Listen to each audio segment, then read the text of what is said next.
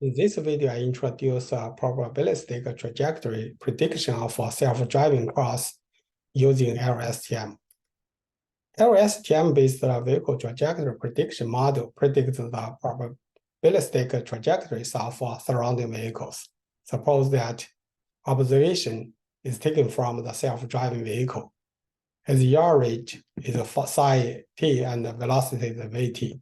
The relative coordinate and the velocity of surrounding vehicle I are x and y and their derivatives with respect to the time t. We first approximate the interesting area into the grid map, and then we encode the location of each vehicle as a one-hot vector, and then use this one-hot vector as the ground truth to train the LSTM module. Suppose we have n surrounding vehicles. We use n LSTM modules, each LSTM module to predict the future trajectory for each surrounding vehicle. We use the coordinate and the velocity of each surrounding vehicle as the input to each LSTM module. Also, we use the information of a self-driving vehicle as the input to each LSTM module. And then we use this ground truth to train this module in a supervised manner. And then we get the future trajectory for each vehicle. And then we put them together to get the final future trajectory for all the surrounding vehicles. Here is the LSTM structure. Here is the coordinate and the velocity of the surrounding vehicles as the input. Then first we throw this fully collected layers to generate the input to the LSTM cell.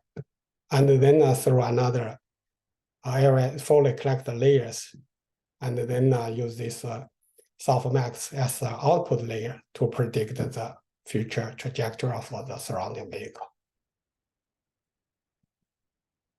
To train the model, first we formulated the trajectory prediction model as a multi-classification problem. For example, we have a sequence of coordinates, and then from their coordinates, we can get the labels. And then we use this coordinates as an input, and we use this label as a ground truth to train the model. We define this negative log likelihood function as a loss function.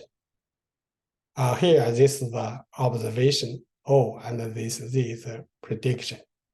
We use backpropagation through time to train this model.